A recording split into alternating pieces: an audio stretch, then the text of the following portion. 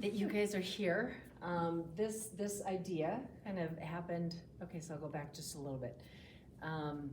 Politics was never really on my radar of things to do, right? Very active with the community and just involved in many ways. And my representative, who had held the seat for probably 12 years, decided to retire. I said, oh no, now what? So yeah, here we go. And I've had people ask, you know, why didn't you start at city council or county commission? You just jumped into the deep end. I said, yes, I did. Part of that was just my confidence level in our city and in our county. And I had more concerns at the state level and kind of the direction things seem to be going. Seemed to be a disconnect between the people and the state. So that was why I jumped in. So was sworn in January. Higher ho since then. And so during that time though, was getting a lot of questions, you know, about how things work. And there were people that were following specific bills and how do I find it? And how do I testify? And how do I, just general questions about how does this work? Or, you know, different challenges at a city level, but would go to the county commissioners and they're not the same thing. Or, you know, had questions about property taxes and would go to a city council meeting. I was like, they can't help you because they're not the same thing. So this idea of maybe if we just spent some time really talking about how they operate at different levels, how they work together, and what that looks like. So started to have that idea and then reached out to our library because they are the best resource for information and materials and education in our community, just a huge resource. And said, hey, here's a crazy idea, what do you think? And they said, let's do it. So they really have done all the work. I just said, here's an idea. And they put everything together. So I'm very grateful for that. And hopefully, if this format works well, then it's one of those things we can replicate because we have 23 public libraries. So we could just easily replicate it as we go for information. So really grateful you guys are here and get to guinea pig this idea that we had. So we're gonna start with, I have to do the clicky thing, huh? Yep, okay, I can do that. I'm gonna run back and forth. It'll be fine. So as mentioned, we've broken it up over into 4 sessions. Just a brief kind of overview tonight as far as what that looks like and how it works. Would really hope this is more discussion based and less presentation based, right? So there are a few things that I have kind of on tap to talk about at any time. If you have a question, if you have a thought, if you have a, well, what about? Just let me know. I'll try to stay out of city, because I'll let our city folks do that next week. Try to stay out of county, because they'll handle, the county will be on the 3rd week, and then the 4th week will just be about the state. So I will cover most of the state operations at that last one.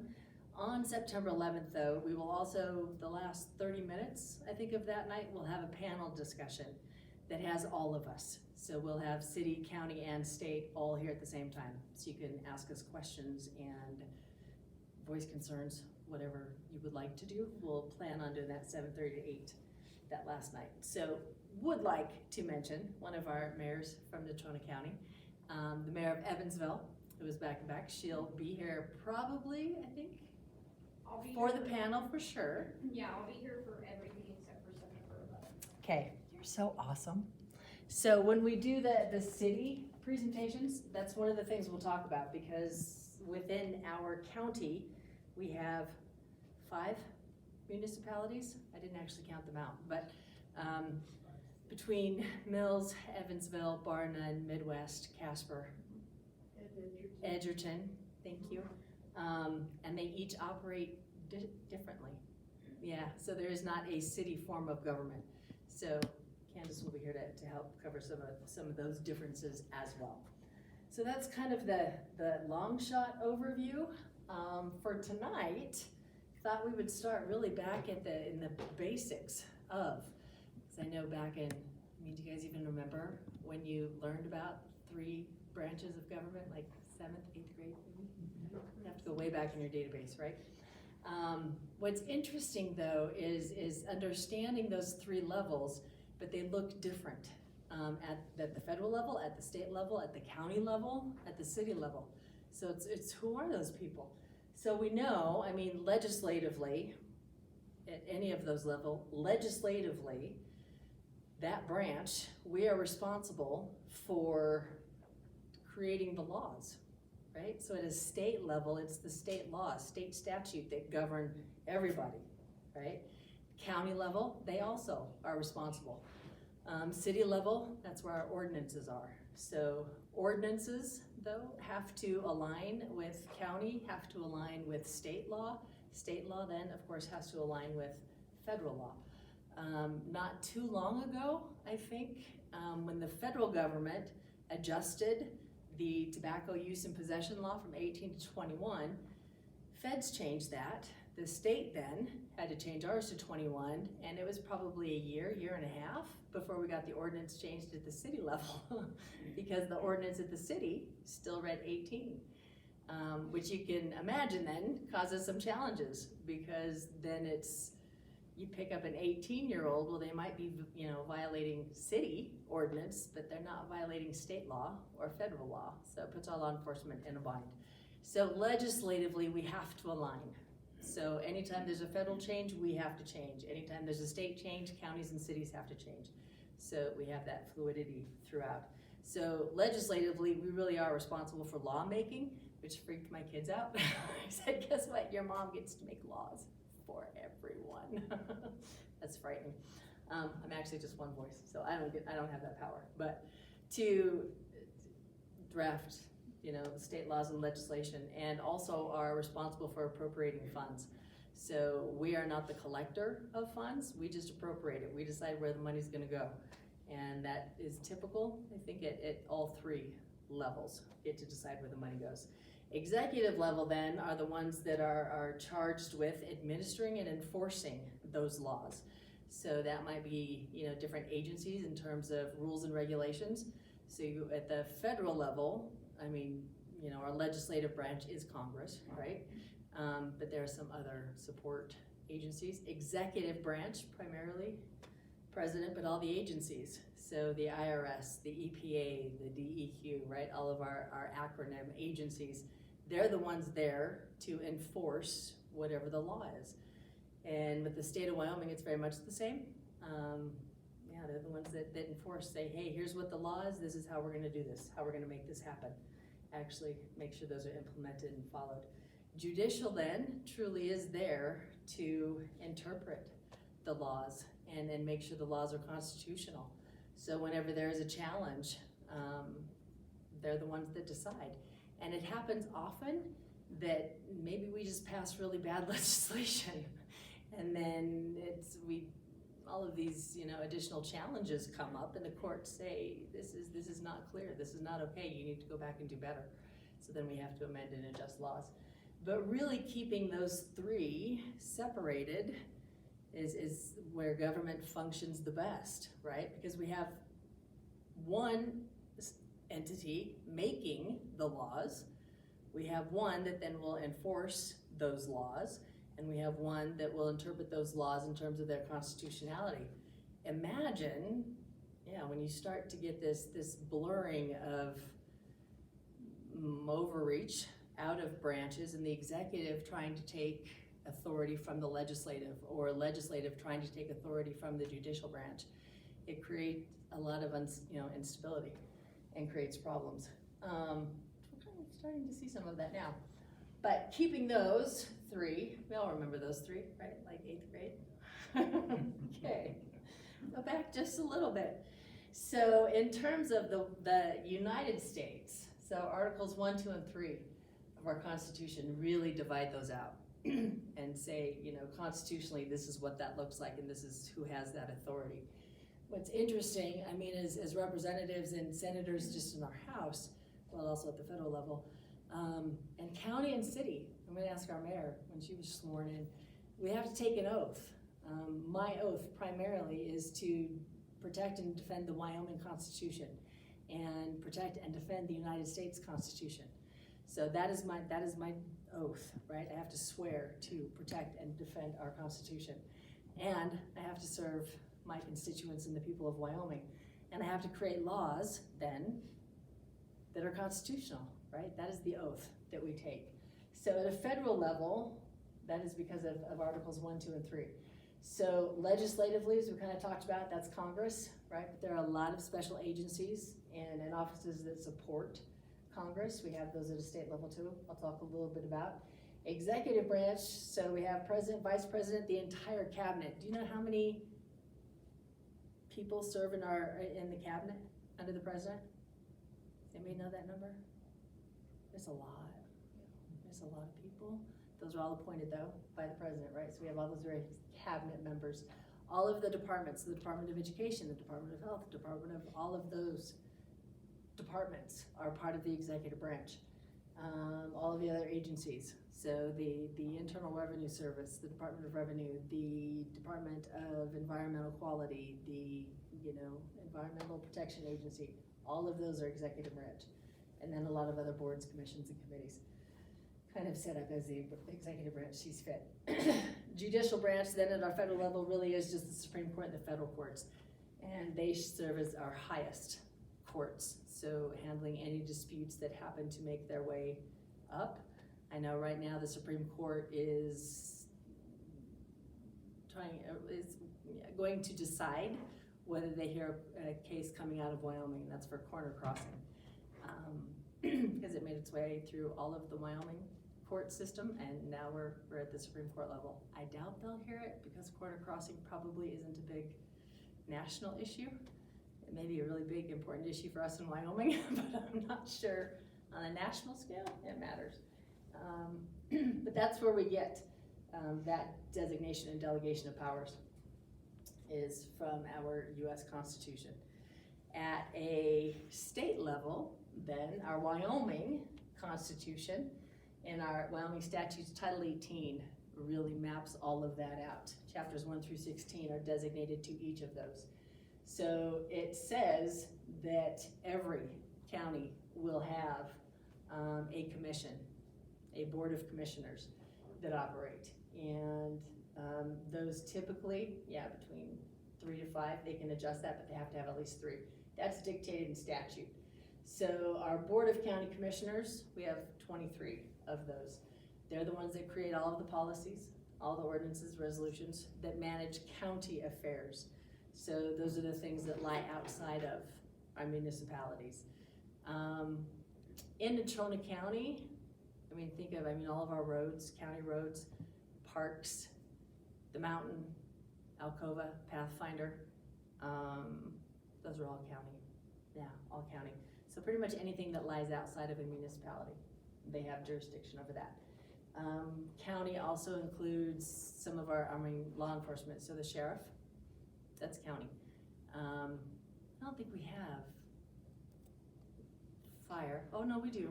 Yeah, we have a county fire. Yeah. And our county is responsible for taxes.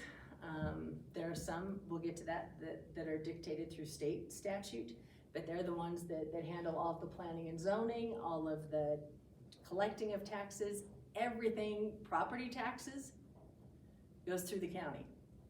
That's not a city thing. So Evansville doesn't get to decide what they're gonna do with property taxes. The city of Casper doesn't get to decide.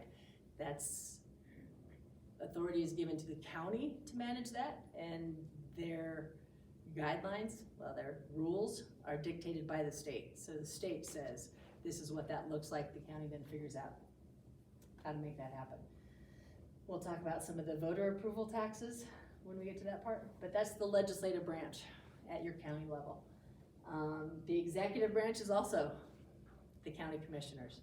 So that is one of those interesting differences between federal, state, county, and city. At a county level, every county commissioner, board of county commissioners, they are an extension of the state. So the county commissioners are part of the executive branch at our state level, right? They are not an independent entity like our municipalities are. They are part of the state. So the state says, we are responsible for all of these things. We need to put an agency in every county to make sure, as a state, we have that uniformity, right?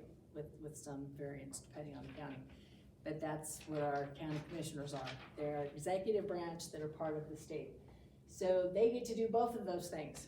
They get to be legislative and executive branch, but they also can appoint some of those county departments, committees, and boards to help facilitate that. Like we have a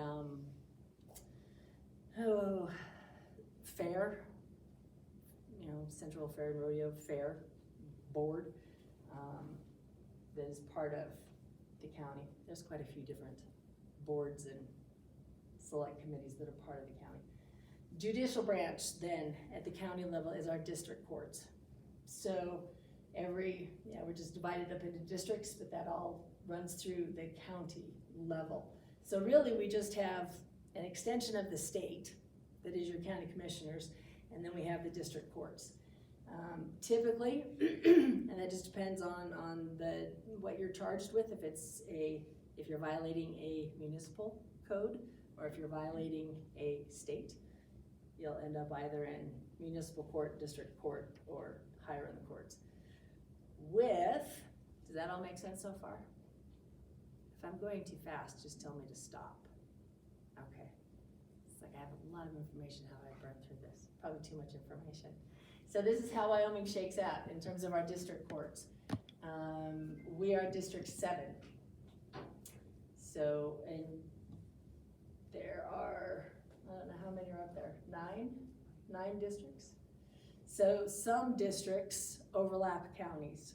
So you may be a District 2 judge, but you actually have Carbon and parts of Albany County. My apologies. District 3, yeah, they've got Sweetwater, Uinta, Lincoln, and part of Sublette County. So that is one district. Primarily District 7, I think we're just in Natrona County. Pretty sure we're just in Natrona County, but we have a big enough district, or population-wise. So that's how our districts shake out. The really important one to know is we're District 7. So you might hear, especially when the district courts are hearing cases, they will make a motion to move out of their district because of, familiarity, people know them, people talk, trying to get, a jury that is not biased. So they might move it from District 7 to District 5 because they want to get in front of a different judge. That's what those different districts means. Make sense so far? All you need to know is Natrona County is District 7. We are the best district.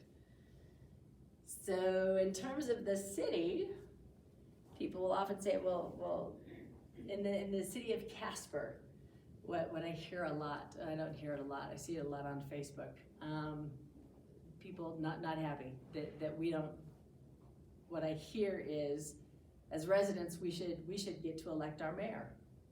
Which my answer is you do. Because you elect the person who represents your ward, and there are 9 of those on our city council. Any one of them could be mayor. Any one of them could be mayor. So why don't we get to vote for our mayor? Why do we have a city manager?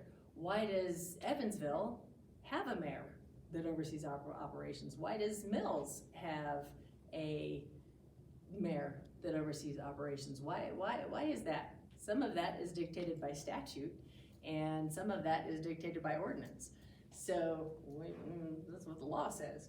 So in terms of our state statute, Wyoming state statutes, Title 15 is where you will find all of the information about our cities. Our towns, our municipalities, how they are established, the criteria they have to meet, how they budget, the requirements for budgeting, the requirements for revenue, the different accounts. You have to have these accounts. You cannot use money from this and to pay for this.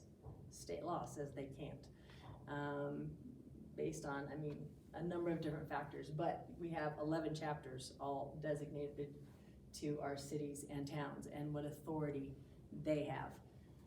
So the first step, though, with our cities is what's called an incorporated municipality. And anytime a new town starts, they have to become officially incorporated. And state statute says that you have to have at least 200 people. So you could gather 200 of your closest friends and head out somewhere and say, we're gonna start a town. Well, you have to have at least 200 people, okay?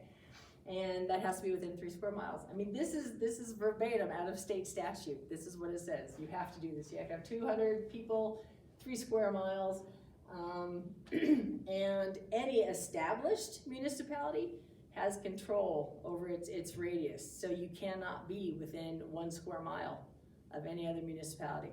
Which then you say, well, but what's the distance between the edge of Casper and Mills? I don't know if it is a mile.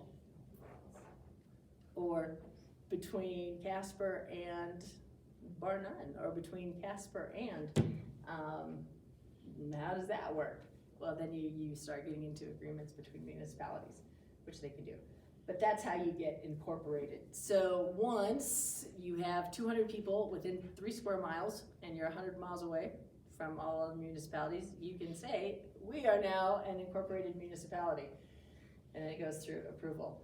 First class cities are those incorporated municipalities that have at least 4,000 people. So Casper is a first class city. Cheyenne is a first class city. Laramie is a first class city. Gillette, I'm trying to run through all the numbers that are first class cities. But then there are chapters that say as a first class city, these are the things by law you are required to have. Hospital, what else? See, I looked to the mayor. That there are things you have to have as a first class city. You can't rely on anybody else. Then our towns are just less than 4,000 people. So the city of Casper is a first class city. So there are requirements we have to meet. A hospital. Evansville is not a first class city. So it can use our hospital. It doesn't have to have its own. Mills is not a first class city. It doesn't have to have a hospital, it can use ours, right? So that's where some of that comes into play, where you have more regional, I think even the regional water. As a first class city, we are required to have. So those are all dictated by statute, but that's what separates it. There are very few, I should know the number, but I don't, very few first class cities in Wyoming. Most of them are towns. So don't hold the same requirements. But if you want to have a fascinating, Friday night, read 1 through 11. And we'll talk about what that means as we, dive more into counties and into cities, what they're responsible for, what their authority is, what their ability to tax is. All of that is dictated by state law. So they don't have a lot of, with our towns, well, with all of them. Towns, cities, counties, their authority, their powers are what the state has given them. So they're dictated by state law, much like the federal government, right? The government says we are in charge of all of these things and we'll decide what the states can do, and then anything we don't decide the states can do. But it really does come from, they don't have a lot of say in how they do things. We're good so far? Am I putting you to sleep? No? Okay. With our cities, so this is also Title 15. This says these are the different types of city operations that you can have. You can either have a mayor-council structure or you can have a city manager structure. Those are the only 2 choices. And then the cities will decide, once they're incorporated, which structure will work best for them, and then that's what, once they make that decision, that goes into their ordinances. So then it becomes city law, right, as far as how they are. So when Casper was established, it was then established as a city manager. Cheyenne is mayor-council. Mills, Bar None, Evansville, Midwest are all mayor-council. Laramie is city manager. I think Gillette is city administrator. But those are dictated in state statute. So with the mayor-council form, of government, then you have a mayor. That is your executive branch. They are the executive branch at the city level. Your city council is your legislative branch, because they're the ones that create laws and appropriate money, right? In a city manager form of government, we still have the city council, right? They are the legislative branch. They make new rules and laws, and as far as the ordinances go, they're the ones that appropriate money, but they then hire a city manager that is the executive branch. So our city manager in Casper is the executive branch of government. Kind of cool, huh? They're the ones responsible for the implementation and execution of those laws. So with a city manager form of government, which is what Casper has, right? We have 9 individuals who are elected by us. Those 9 individuals are then our legislative branch. They hire a city manager, our executive branch. The mayor then, for us, is just the president of the board, for lack of a better word, right? Their job is to run the meetings for city council. They have no additional authority. They have no additional voting power. They're equal to the other 8. So they're equal. Was that a sneeze or a cough? Shall I bless you? No. Maybe? So our mayor doesn't have any more authority than anybody else. Our city manager is the executive branch, right? So very different than Mills, because in Mills, in Bar None, in Evansville, the mayor is the executive branch. So they do have more authority, they do have more responsibility, they do have more power than everyone else on city council, because they're also the executive branch. So that's what differentiates us from the others. So that's why we, the masses, don't technically hire our mayor. I mean, vote for our mayor, we do, because we got a 1 in 9 chance of our person being mayor. So think about that. The person you elect at city council could be mayor. Is that the person you want as mayor? So we do, but we don't collectively all vote for mayor, because that position doesn't have any more authority over the other 8. They don't have any other additional decision-making power. They can't unilaterally decide anything. They are just one vote of 9. So that's why we don't elect our mayor, technically. Yep, very different branch. And then the third option, as far as non-state, is a commission. And that's a board of commissioners, and that's how every county operates. So those are the 3 options dictated by state statute. You either put together a board of commissioners, you have a city manager structure, or you have a mayor council. Those are the only options we have. Make sense? So now, when people say we should get to elect our mayor, you can say, no. Here's why we don't. Because we do not operate under a mayor council structure. We operate under a city manager structure by ordinance. So we would have to change city law to change that, which we can do, right? But that's why we do what we do and how we are. So as far as Casper goes, quick highlight, I kind of already talked about most of this with our city council. So we have 9, right? We have 3 representatives from each ward. I'll show you that map in just a minute.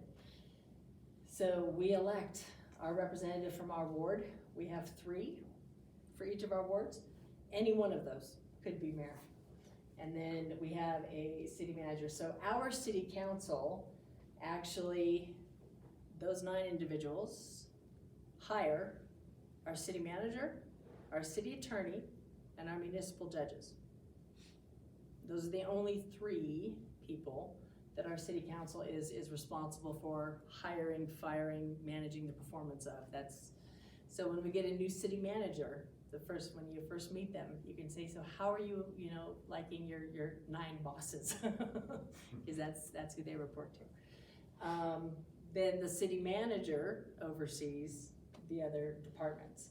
So is responsible for all the other personnel and staff So all of the other departments eventually funnel up to the city manager reports directly to our city council.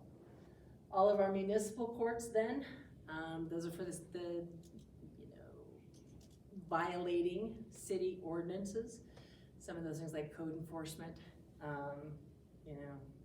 far as property planning, zoning, all of the shovel your walks in the winter and don't pile your snow and please stop feeding turkeys. I have a lot of turkeys in my neighborhood and they do a lot of damage. But those ordinances, right, they just help keep us safe and functional.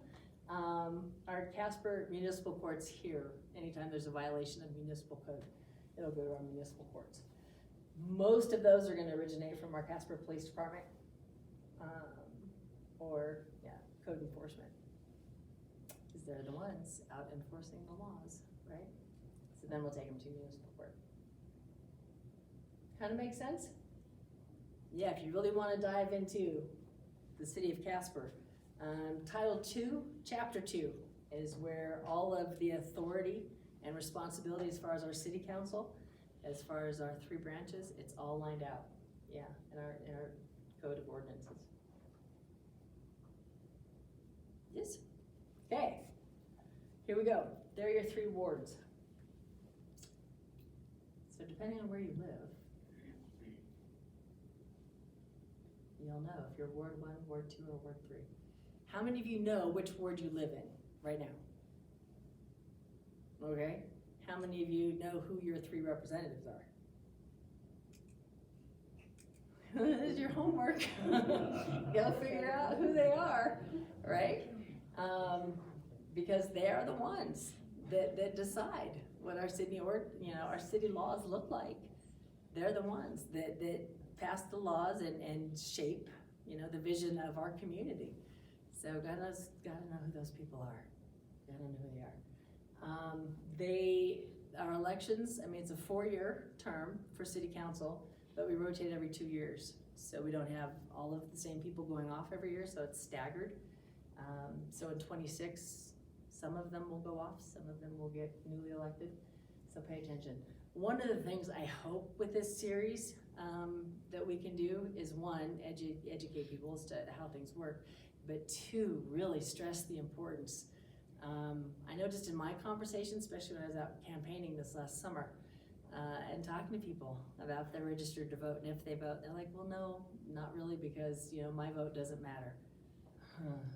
At a federal level, I will grant you that. My 1 vote may not matter at a federal level. At a local level, it matters a lot. And that's when we are deciding who our city council representatives are, the people that make our laws, who our county commissioners are, who our state representatives are, who our school board members are, because those are the people that are making the laws that affect us every day. And most of those elections there's a lot of them. I don't even know statistically what it is, but there are a significant number of those elections that are decided between 15 and 20 votes. 15 votes. That's the only difference between who wins and who loses. So yes, every vote matters. Yes, sir. I have a question. Yes. Based on your party affiliation, say for example, if you're an independent, can you vote for the local elections? Yes. So what's challenging is we have 2. So primary elections are in August, and then general elections are in November. So the primary elections are primarily to determine which Republican Or will be moving forward to the general. So you cannot vote in the primary then? Correct. So, and that was a recent change, that in order to vote in the primary, you have to be registered as a Republican. Yes, ma'am. I think you want to rephrase that.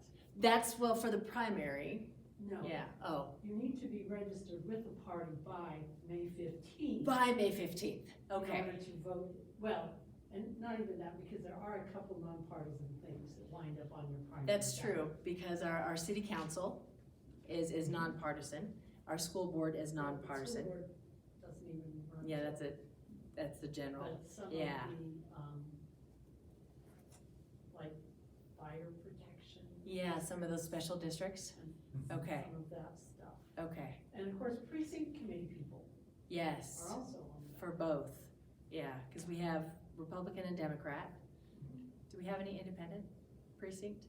There are not independent precincts, because that is not Right. a designated or recognized party in Wyoming. That's what I thought, yeah, okay. So as long as you're registered by the Constitutional 15th, Party, Libertarian Party. Libertarian Party, see, you're gonna know this better than I do. There's another one, I think. So you have to be registered with one of those three to vote in the primary. Oftentimes though, there's nobody to vote for. I think, and I could be wrong, that the Republican candidates, do we have Democrat, Independent, or Libertarian on the primary ballot? Or do they register yes. after? Okay, Because For if county. you're a That's for Democrat, county. you go and Yeah. ask for your Yeah, yeah, Democrat yeah. ballot. yeah, If you're a Libertarian. you just may not go have ask for your anybody. Libertarian ballot. Yeah. If you're Constitutional Party. Then you ask get for that ballot, yes, You get the thank you, ballot depending on the party. on the party, If thank you. you're unaffiliated, which is A whole different thing. different than independent, there is Yeah. an independent party. If you're Yeah. unaffiliated, you get bupkis, you cannot vote You cannot vote, yeah, so need to be registered with with a party. to vote, thank you for So that. what's the rationale behind that? It's not affiliated. Oh, I mean, that's, it's a drawback, right? As a citizen, you cannot exercise your vote in the primary. so here's I'm gonna whisper this because it's being recorded. But I've often wondered, what that would look like. If it was just an open primary, I mean, that the people, if you wanna run, and then people will vote for you or not. I don't know what that would look like, but yeah, Well, it's sort of like California yeah. or some of the other Where it's just states an that have open. open primaries. Mhm. So then anybody and everybody can vote on the ballots, Yeah, yeah. the challenge here is people don't participate enough in the primary, so the election by the general is already decided because half or less of people voted. So then they have the choices that are left. Mhm. So by the general, you're screwed. Yeah, so it really is, I mean, the Since you can't say that. I could say that. I've said dumber things in public. But it really is, and that was a frustration that I shared with people, because I would ask them if they voted, and they said, well, absolutely, I vote in the general. It's too Most late. things are too late. It's too late, it's already decided, so you need to vote in the primary, which is August 20th, so register, and that's another also new adjustment to our state law. If you didn't vote in this last general, then you have to re-register. That's not new. How long has that one been there? A couple years? No. Many it's been years. around since well, I started voting in 1970. We just weren't actually purging them, but now we are. Every Yeah. 2 years. Okay, If you do not vote in the last general, you are removed from the rolls. you need to, That's yeah. why we get these fabulous turnout numbers for every presidential election. Yeah, All the people who because, got dumped, show up and and re-register. then they show up and re-register, yeah. The one thing that I would say though is I mean, you know that I'm gonna agree with you on this side of it, that it is very important for people to go out and vote, because I'm the mayor in Evansville, and I can tell you that back in, 22, before I became the mayor, we had a person that was on our council who unexpectedly passed away due to medical issues, and the ballots had already been printed and all the things that already happened in the interim of that person dying.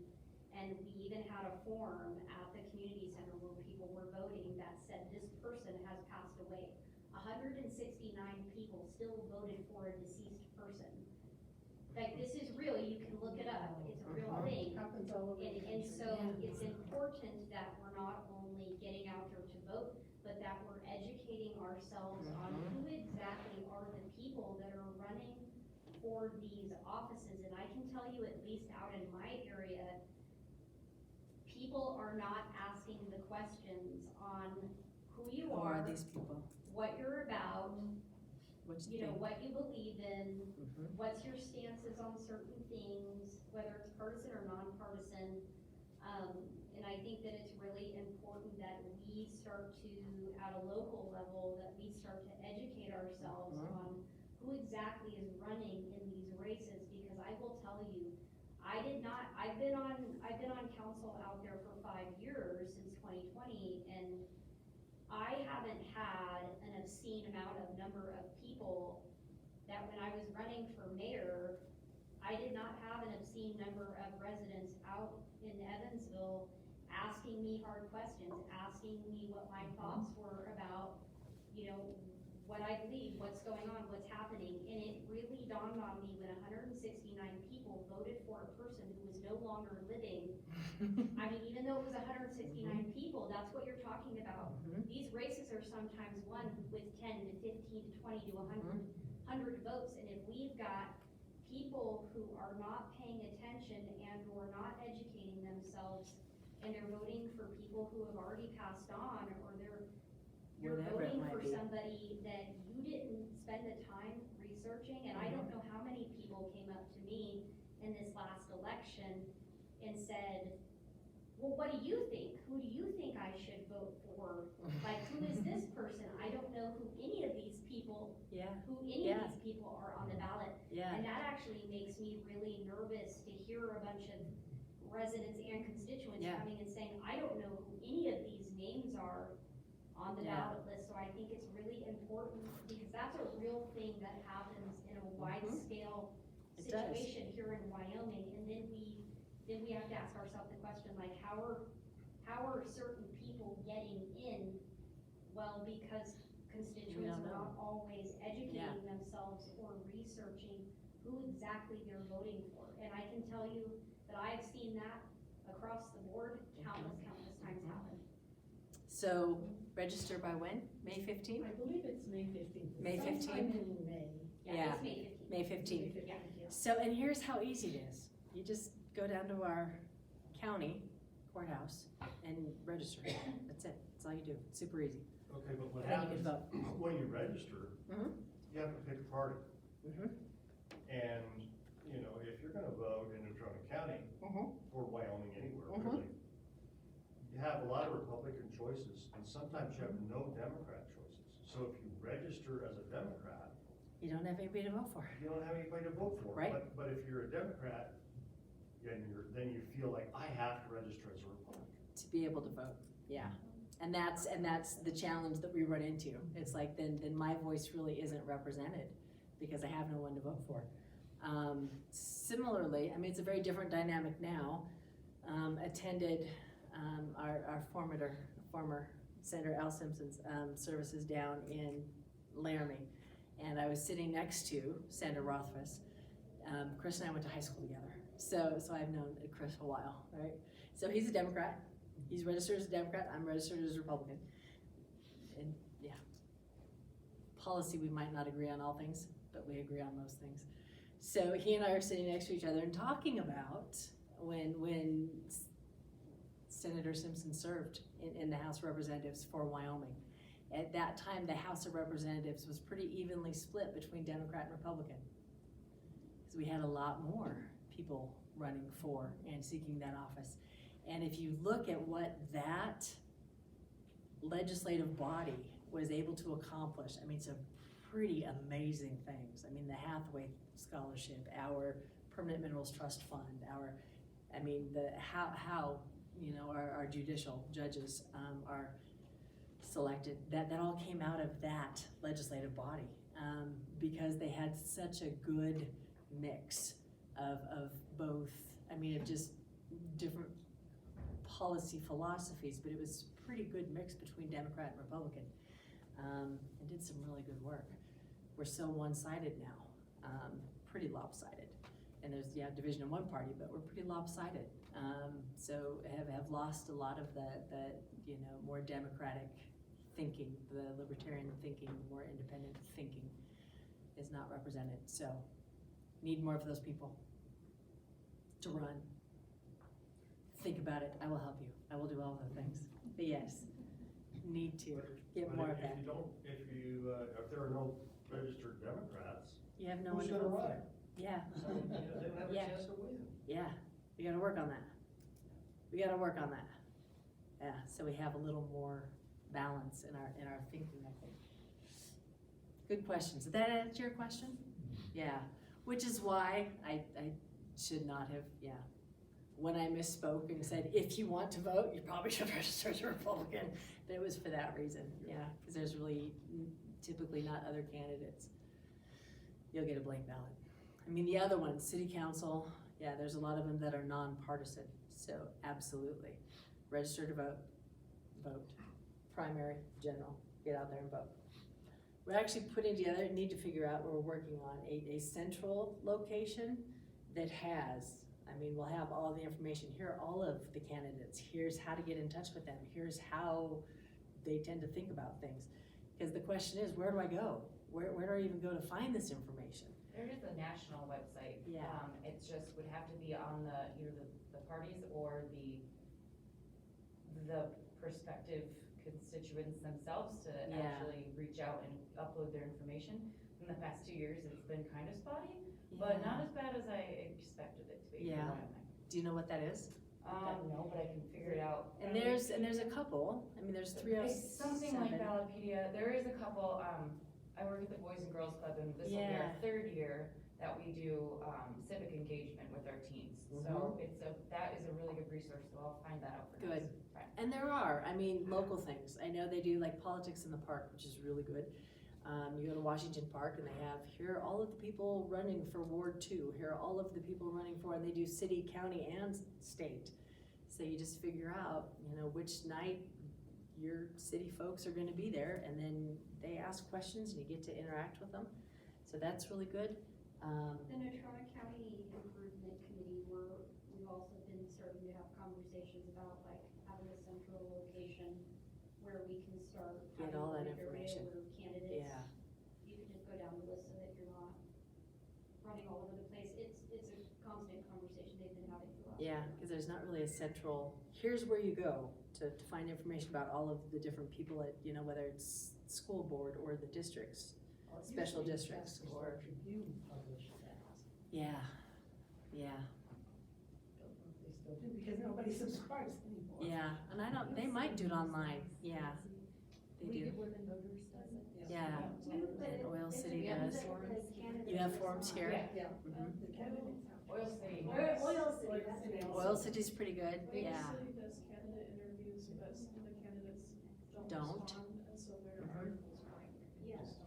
yeah, Which I guess is a response. Yeah. That's always happened.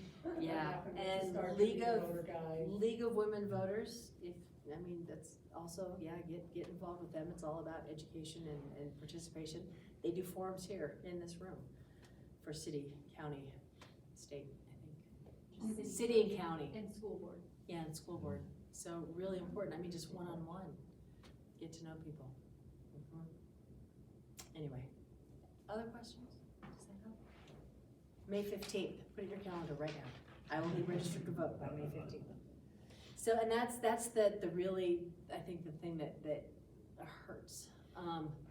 With our last election here in Natrona County, we had a 27% voter turnout. 27%. 27%. What's fascinating to me, and I can pick on you, how many of our teachers are not registered to vote? How many exactly? No, there's a lot of Almost them all. that are not registered to vote, and they're state employees. I mean, not just in Natrona County, statewide, we have a lot of teachers who are not registered to vote. We have a lot of city employees who are not registered to vote. A lot of, you know, state employees, like, just because you work for the government doesn't mean you don't get to vote. Vote!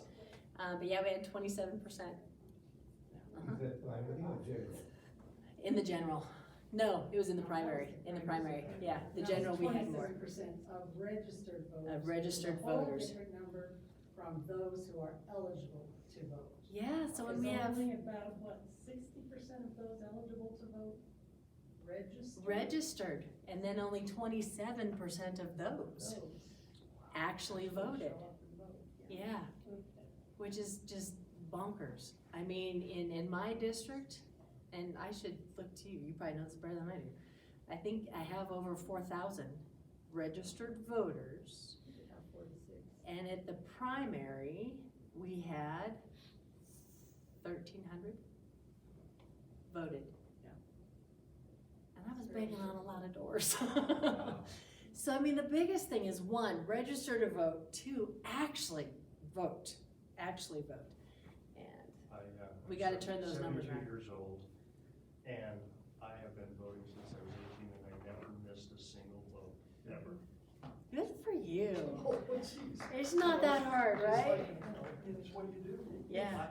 The There- least you can do as a citizen, right? Exactly. Well, and locally, it really does. Locally, it makes a huge difference, in terms of, and those are the people that you have access to, right?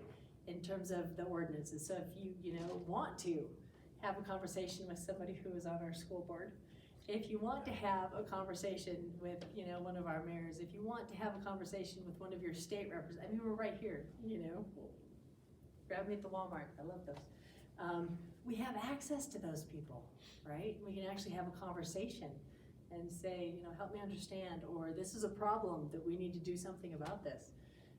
Typically, I will say, whether it's at a city, county, or state level, I'm not gonna talk about the feds right now, city, county, or state level, changes happen when residents come to us and say, here's a problem.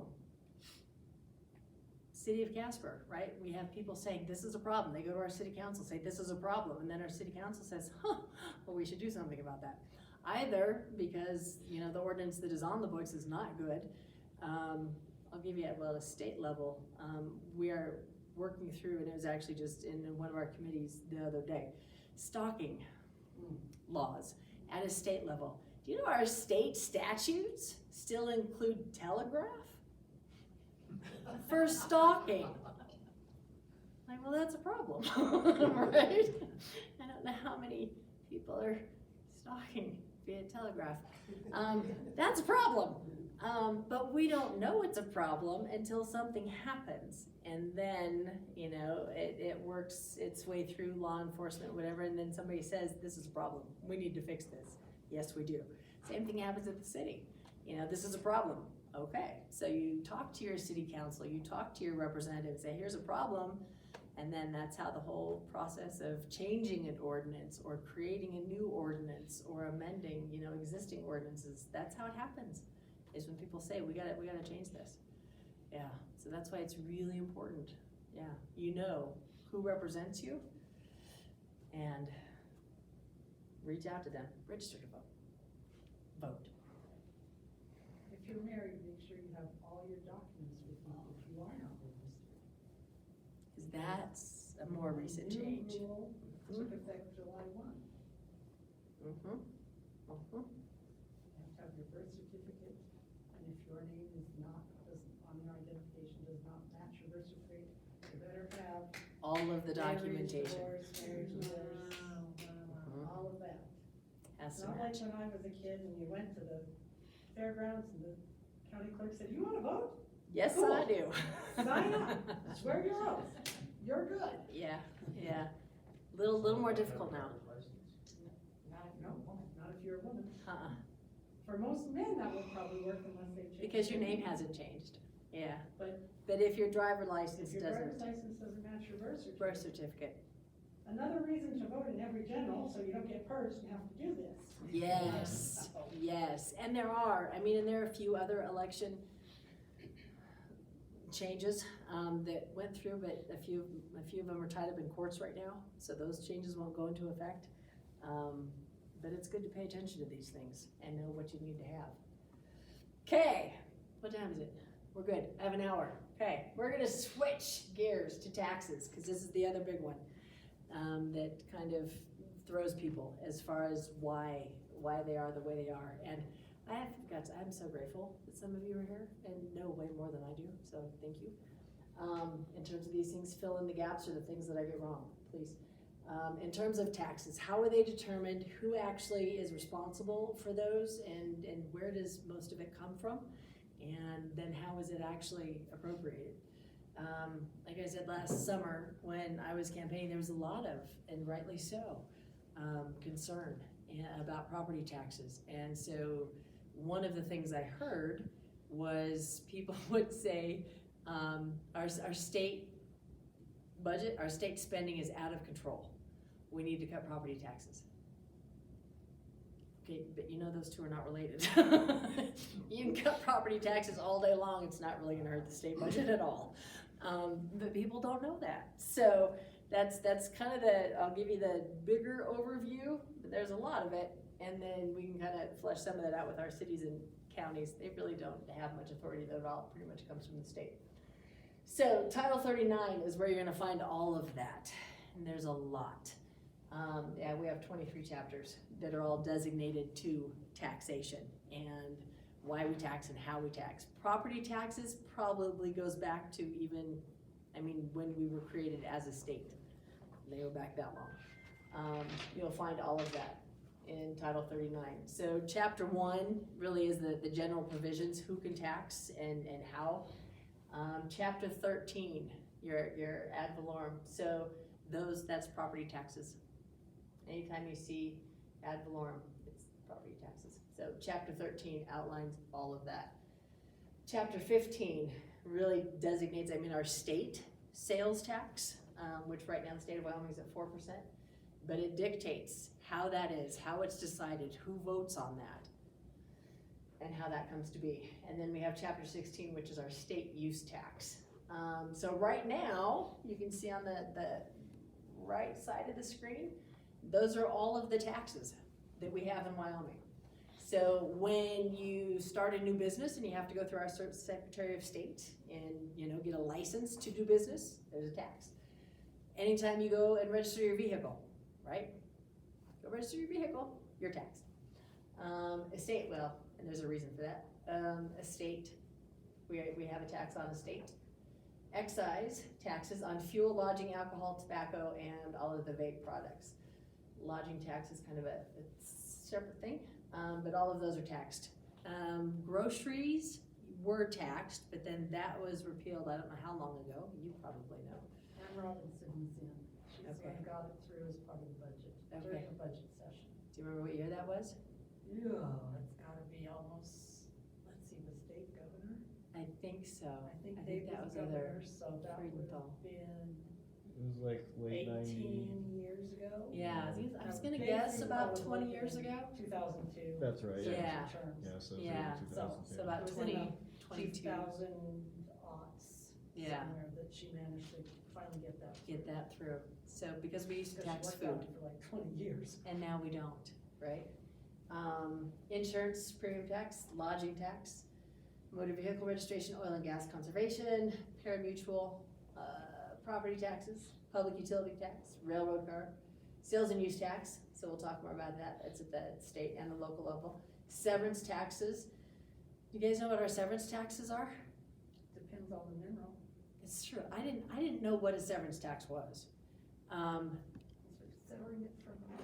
Because we, the people, own those resources. So anytime somebody takes coal out of the ground, they're taking what is ours, so they have to pay for it. Whether it's coal or natural gas or oil or uranium, rare earth, those belong to us, the people of Wyoming. So they get taxed for that because they're taking our stuff. I never knew that.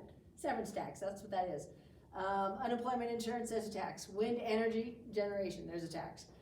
Workers' compensation, there's a tax. So those are the taxes that we have in Wyoming right now. There is no state income tax. There is no tax on groceries. I think medicine is also not taxed. That's it. Those are the taxes. That's a lot of taxes. But go to any other state, the list is a lot longer, I guarantee. So all of those, though, are dictated in Title 39. So what what are the ones that we really care about? This is kind of fascinating, because we hear a lot about, and they are, relatively speaking, taxes, and I think we lose sight, though, of how good we have it in Wyoming. My son, well, actually, he just started moving towards South Dakota this morning, but he's lived in Boston the last year and a half, 2 years. Every time I go to Boston, we go out to eat, and I'm like, you pay what? Excuse me? Holy buckets. So you can see Wyoming, yeah, we're at 5.4 in terms of our sales tax.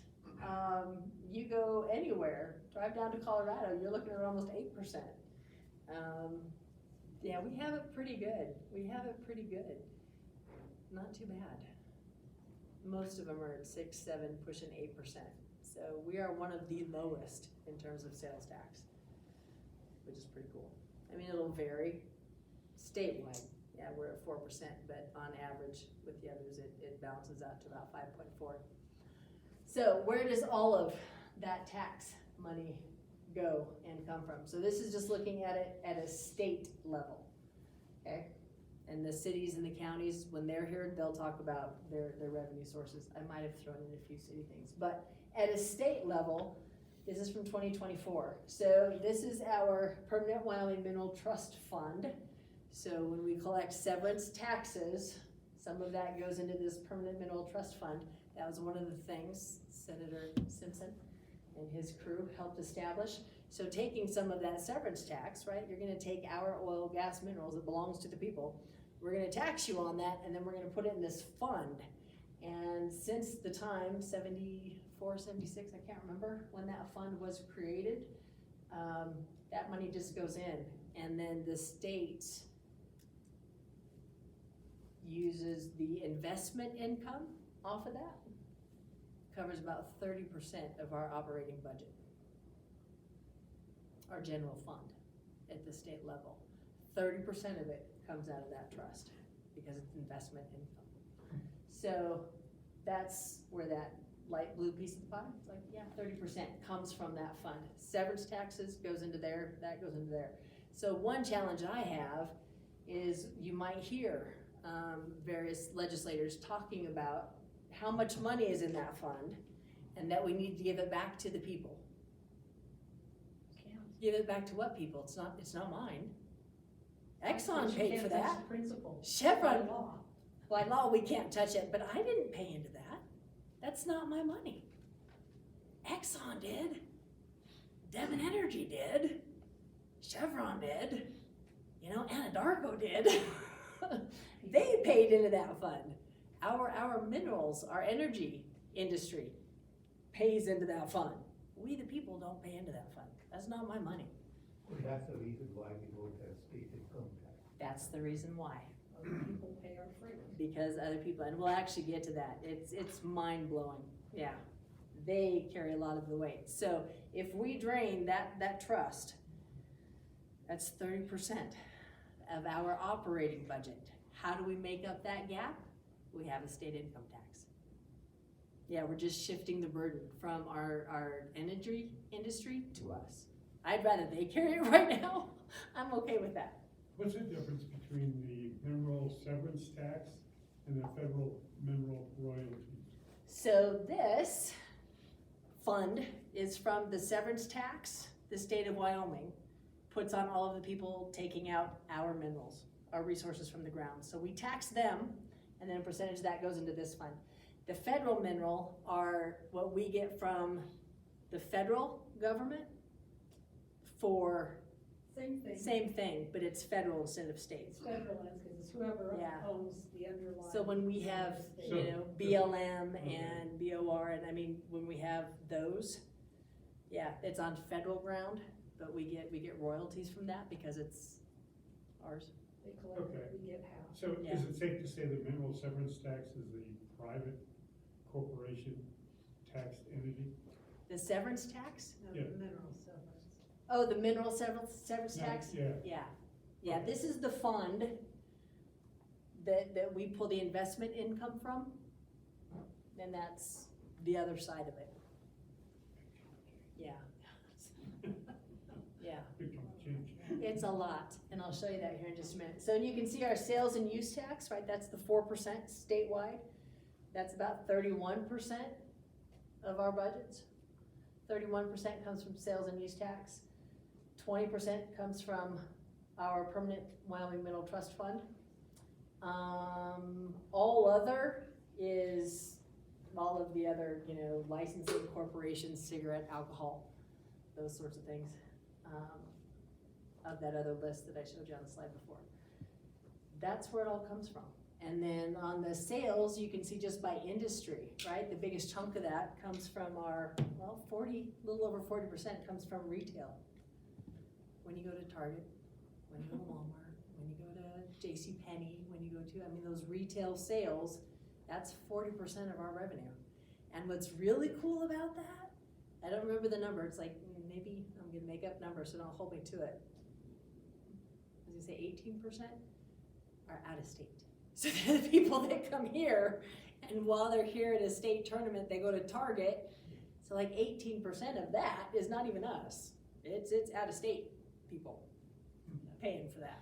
So most of it is retail. Then some of the big ones, mining, yep. Some of those other taxes, it's 11%. The leisure and hospitality, 13%. So tourism, that's our big one, right? It brings in a lot of money. Manufacturing, construction, yeah, wholesale trade. But that's kind of just sales tax overall.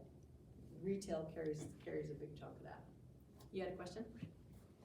I did. When we look at the federal mineral contributions being made, are those all the land owned by the Ministry of Interior in Wyoming?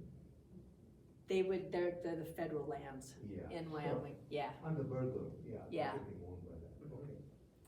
We have a lot of BLM land. We have a lot of, All the BOR. NPS, Yeah. all that, okay. Yeah, federal land. And all of our leasing through there, so we get some of the royalties off that. They own the land, but we own the stuff. So how about the tourist tax which NPS generates? Will that go with the tourist bucket or will it go with the Which federal one? land bucket? Tourism.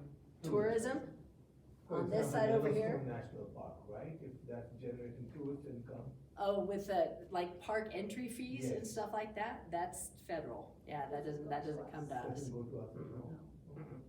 State parks and historic. State parks do, State park. yeah, state parks do. But But when you pay entrance fees into Yellowstone or to, the national parks, that's federal. But that leisure and hospitality, and a big chunk of retail, Uh-huh. is generated by places like Yellowstone Park and Devil's Tower. Cause people come in and they stay in a hotel and they eat dinner and they shop and Bar, then they. shopping. Isn't tourism like our top 3 economic It driver? is, it Number is, 2 industry, Yep. I think. Number it 2? is. Oh, wow. It's number 2 right now. Energy. Yep. But tourism is really important. So here's what's cool, this is kind of what we were talking about. Really cool website, the Wyoming Tax Association. I can tell you if you want to know specifics. They have this really cool, you go to their website and you go to the Cowboy family and you just plug in your numbers. So I just plugged in, actually this is theirs, I'll show you the numbers when I plugged them in. So the average Cowboy family is a family of 4. Okay, so just taking an average family of 4. In terms of property tax, we'll pay, and keep in mind this is 2023. So property tax, they would pay about a little over $2,000 a year in property tax. About $1,200 in sales and use, that's, buying stuff, going out to dinner. $754 in fuel, and then $37 excise tax as far as tobacco, alcohol, all of those things. So total, average family of 4 is gonna pay about $4,400 in taxes per year, right, on average. That family of 4, on the right-hand side, those are the services they receive. At a city level, at a county level, at a state level. So in terms of our public education, They receive, if you have, kiddos going to school, obviously, about 31,000 in services. State services, those are things like our Department of Health, Department of Education, our Wyoming Highway Patrol, our highways, Wyoming Department of Transportation, right? Those are state services. We provide those, and we receive about $11,000 a year just in those services. Special districts, those are your fire districts, irrigation districts. Here in Casper, we just approved a senior district. I'll talk a little bit about those, but in terms of those tax dollars that we spend, our special districts, we receive about $8,800 worth of service. Cities and towns, so that is the city of Casper, right? Your water, your sewer, your stormwater, your wastewater, your garbage, the landfill, the garbage pickup, the streets, the police department, the fire department. All of those are city services, okay? About $5,700 a year. County services, county roads, sheriff, those bigger outside of municipalities. Our public health, Natrona County Public Health is county. City kicks in a little bit, but that's county. We receive about $4,400 in services. So this is the mind-blowing part. The average family of four will pay in $4,400 and receive over $61,000 in services. How does that melt your brain, right? For every dollar I kick in, I get like 14 bucks of services.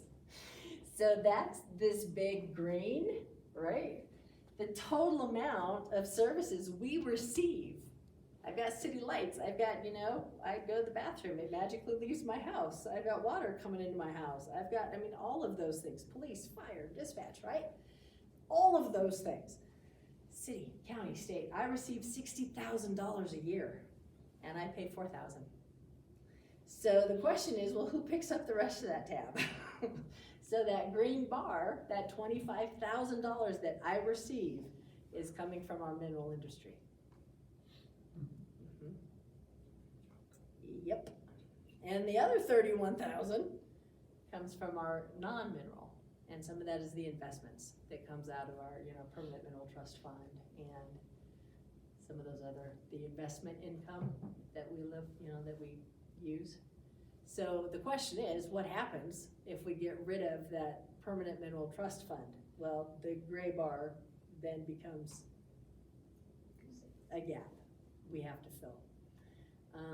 If we, stop mining and producing energy, what happens? Well, then the green bar goes away and we have an even bigger gap. So, which is why, how many of you have lived through one or more of our fabulous boom and bust cycles? That's why it hurts. That's why it hurts, right? I never used to pay attention to the price of oil.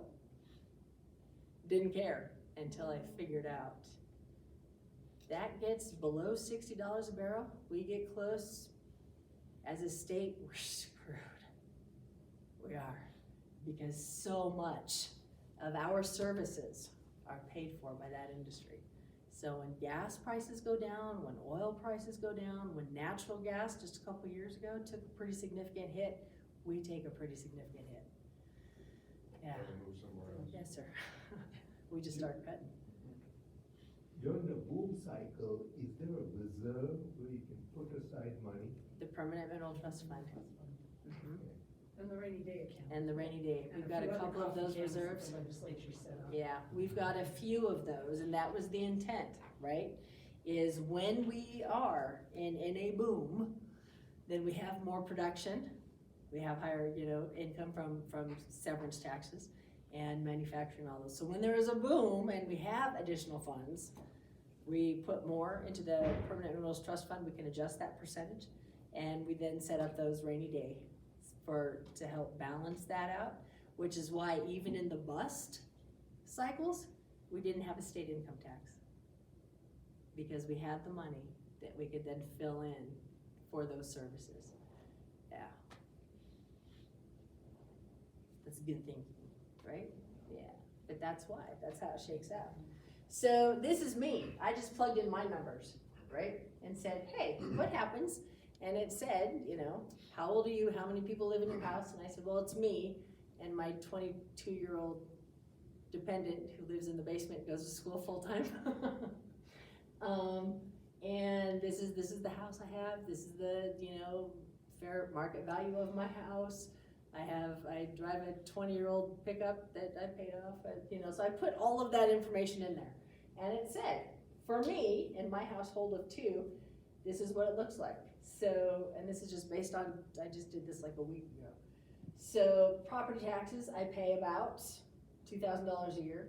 Sales and use tax, about $1,100 a year. Fuel tax registration, $679, because I technically have 2 vehicles. I have my truck and then my kiddos, Durango, so we pay for both of those.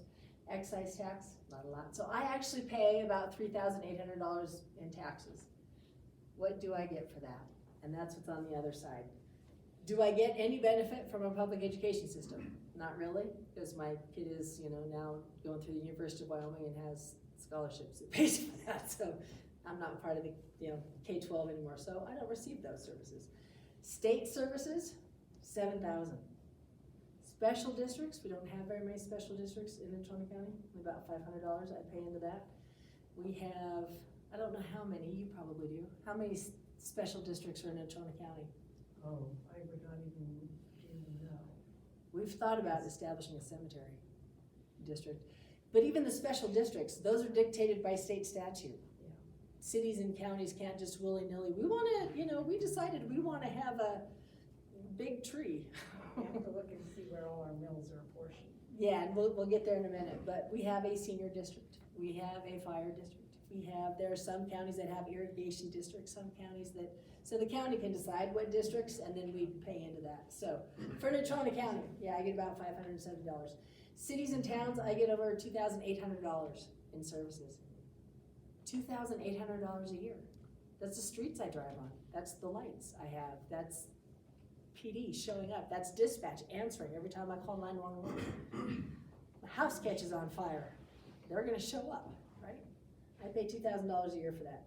County services, $946. So I get $11,000 worth of services, and I don't even pay for. I get twice what I pay for. That's pretty incredible, yeah. I know you're, you know I'm gonna ask these kinds of questions, I but love it. we have, now public tax money going to private schools. Oh, it's paused. It's paused indefinitely. What's that? It's paused right now. Yeah. I know, yeah, it is Yeah. in pause. Yeah, It is in pause. But that's- Hopefully, that's part of the, are you gonna talk about that? that's part of the problem, right? Because Well, those are yeah. that's part of the services and that's dictated by state statute. So a portion of, and I'll get to that here in just a minute, a portion of our taxes, mills that we pay, go to the public education system. And so one of the bills that was passed and is now tied up in the courts was, you know, giving parents the choice to pull their kids and go to different schools, which I'm absolutely in favor of. Yes, do that. If this school doesn't work for you, do right by your kid. Both of my kids went to Woods Learning Center but that's part of the public system. Anyway, so we all pay into the public education system, right? But now one of the bills was letting parents choose. So if they go to a charter school, a private school, a home school, that we would pull those funds and allocate them to giving that money back to them. So which one constitutionally is a problem? Because our Constitution says you can't do that. You can't use public funds and pay them to a private entity or an individual. We can't, whether it's religious based or private, public funds cannot go there, part of the Constitution. Second problem is then the numbers, how they'd used, and I'm still not sure how they did that. They came up with a $7,000 per child number, and if you look at the average per child, just in terms of benefits, we have 95,000 kiddos in the public education system.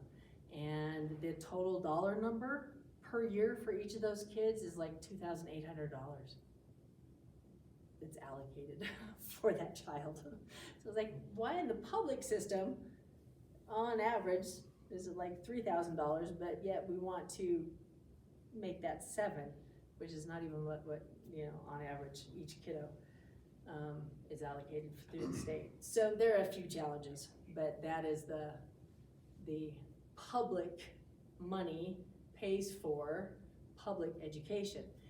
And so one of the arguments I heard was, well, I don't have kids, so why do I pay into that? You're absolutely right. I don't have kids, but my neighbor has 2 kids. And you would probably like to live with smart, educated people. Exactly, who are and raising as your a car. business owner, I would like to employ people Exactly, who can make who change. are educated, so I will pay to have my future employees educated. And it's the community, right? I also do not benefit from the senior services, but I have family members who could, right? So somebody actually said to me, and this might be too overly simplified, I don't have kids in the public education system, I shouldn't have to pay those taxes. And I said, you're absolutely right. I don't drive on your street, so I shouldn't have to pay for that. Good point. I am only willing to pay the taxes for the streets I drive on. Or the plumbing. All y'all are screwed, because I don't drive on your street. But think about it, right? We pay into for the things that make our community. It's all of the streets, it's the police department, it's the fire department. Have I ever had to call the fire to my house? I have not. Good. But I could, and I'm gonna be really grateful when I can, right? We don't just pay for what we use. We pay for what makes. Yeah, I pay for a lot of streets and snow plowing a lot of streets that I do not live on. I would rather have my street plowed. My street never gets plowed, but that's a whole other thing. So just thinking about that, and really thinking about, of all of the things that I pay into, even the services I don't use, like public education, I mean, me alone, I receive over $11,000 worth of services, and I'm only kicking in $3,000 a year. That's pretty amazing, right? Thank you, minerals and energy. Okay, so in terms of property taxes, how does that shake out? So cities and towns can levy, right, property taxes. I'll show you where all of that information is found. They can on real and personal property located within their jurisdiction, right? So the city of Casper cannot tax property in Evansville, right? We can't do that. All of that, this is what is at a state level. This is what determines what property taxes are. So when we get cranky about our property taxes, the city doesn't decide that, the county doesn't decide that, the state does. And the state figures out what that looks like. So the state statute is minerals and all of the mining products, we tax them at 100% of their fair market value from the moment they're extracted from the ground. The moment we figure out what is fair market value right now, and that's what they're taxed on. Their fair market value might drop the next day. Don't care. We're taxing you 100% for what it was yesterday, right? When you pulled it out of the ground.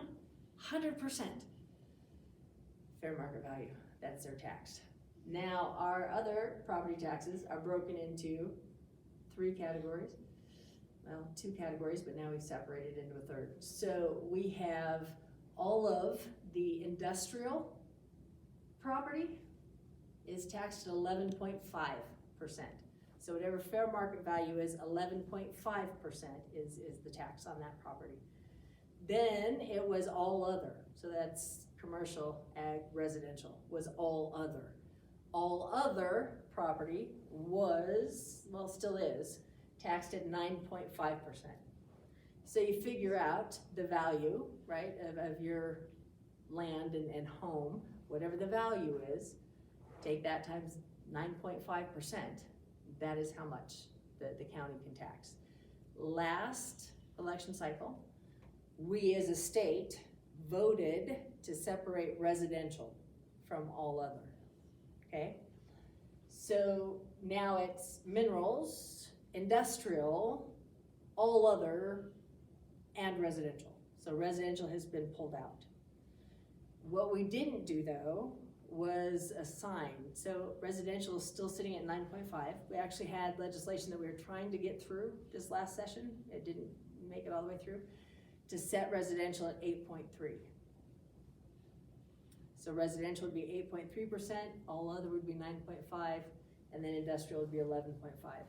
We can't, by state statute, there cannot be more than a 40% difference between those. It's like a 4% difference. So if one's at 11%, the other one can't go to 7, because that's a 5% difference. There can only be 4. State statute dictates that. So if we have 11.5 for industrial, the lowest we could go is 8.3 and still be in that 4%. I'm gonna get the number wrong, so I can look that up. But the difference between each level is dictated by state statute. So, but we did pull residential out. We just didn't do anything else with it. So, hopefully we will. The other thing dictated by state statute is municipalities. 8 mills is the maximum. And we'll talk about mills. So that's 0.8% of assessed value. So municipalities cannot go above 8 mills to generate revenue. State dictates that. So what is the difference with mills? How does that work? A mill is 0.001 of a dollar. So it's 1/1000th of a dollar. So not even a penny, right? That's 1 mill. So if the city maxes its mills out and we're at 8 or we're at 12 mills, whatever 12 times 0.001 is, that's the percentage that comes off. So our school district levies, this is set by state statute. Cities and towns and counties don't decide this. The state does. School districts, that's a mandatory 25 mills. So anybody that lives in Natrona County pays 25 mills for the Natrona County School District. It's automatically taken out of our property taxes. Automatically, 25 mills, which is 25 1/1000th of a dollar, okay? The State Foundation Fund, also 12 mills, mandatory. State sets that. County level, that's to help fund counties and what they do. They cannot go above 6 mills. They're capped at 6. So our adult education, BOCES, recreation, those are all capped by the state. So adult education, you're capped at 2.5. So those are cities and counties can decide whether they want to. There are some counties that don't have an adult education mill. There are some counties that don't have a BOCES mill. We do, Natrona County does. There are some counties that don't have a recreation mill. If they choose to, they can't go above that. Our community college, it is set at 10 mills. So Casper College, I think we're maxed out at 10 for Casper College. But there are some counties that don't have a community college, so they don't have to pay into it. County levies, so our county mills are set at 12. Can't go above that. So, and then our cities and towns are set at 8. So the city of Casper can only go to 8 mills, that's it. We can't go above that. Our county is set at 12. So you can see some difference there, but we can't go above that. Casper can't just decide, no, we want to go to 10 or 11. Natrona County can't decide that they're gonna go. I don't know how many counties actually are maxed out at 12. I have no idea. Not all, not most. And most of our cities and towns aren't maxed out either. But the state sets those limits. And the mandatory one, those are set by states. Cities and towns have nothing to do with that. So you can see over on the right-hand side then, just plug it in a random number. So let's say the home I live in right now, the fair market value is $200,000, okay? The assessed value then is that 9.5%, right? The state set that. So you take 200,000 times 9.5, because that's the residential rate, puts me at 19,000. right? So $19,000 is the assessed rate that I can tap into. So then what do those mills look like? On average, so if you had a, the full district levy at 25 mills, the county, the foundation, county levies, these are some of the special districts. In Toronto County, we have a weed and pest, we have hospital, we have senior district, we have a community college district. Then our city and town, school district, recreation, fire, we don't have a cemetery district. So we could potentially have 82 total mills. So we could have 82 thousandths of every dollar. So you take the 19,000, right, that we had, multiply that times the 0.082, that means for this county, we can collect $1,558. That's what's taxable by law. So what happens then when we have fair market value, right? We're all kind of doing our thing and pretty happy, and then a pandemic hits and we have people from out of state saying that $150,000 house, I'll pay $300,000 cash right now. Jacks up our fair market value, right? When your fair market value increases, by the Wyoming Constitution, that's the number, it's fair market value, Constitution says so, which is one of the things we had talked about, switching over to an acquisition-based model, which I'm not a fan of, but we'd have to change the Constitution first, because we're fair market value. So, fair market value, so let's say your house goes up to $300,000, well now, the taxable amount on that, I can take 9.5% of 300,000, that's a bigger number, right? And then I multiply out all of those levies, it's a bigger number, right? So that's why all of those things come into play. So what the state did 2 years ago, passed legislation that put a 4% cap on increase in fair market value. That was 2 years ago. So your house, by state statute, cannot, if there's more than a 4% increase, it's capped. We can't tax that amount. We can only do 4% year to year. So that won't happen again, the crazy won't happen. So what I'm wondering, because I remember seeing that going, okay, because what has made people unhappy in the past is the assessor's going along, and we're kind of hanging out here, and then the State Board of Equalization comes in and goes, you are nowhere close to fair market value, you have to bring it up. So what allowances make for State Board of Equalization in that, or is that going to cause some legal conflicts? That's the challenge, because the State Board of Equalization is our county commissioners. They're the judicial branch, right? Because they're the ones who come in periodically and say, So "Hey, what you're happens, under you can go to assessment." the county commissioners and say, this is way off. This assessment is not right. And so you can take evidence, right, that says, no, this is the evidence to support this was done really wrong. And as a judicial branch, the State Board of Equalization can say, you're correct. I mean, just like any judge, right? They can't influence, but they can rule on the evidence presented to them. And then those adjustments can be made. But the counties follow the equations dictated by the state. Right. Because the thing that's driving it isn't that we went nuts with our mills. It's because It's the that property every so value. often, State Board of Equalization has come along and said, whoa, man.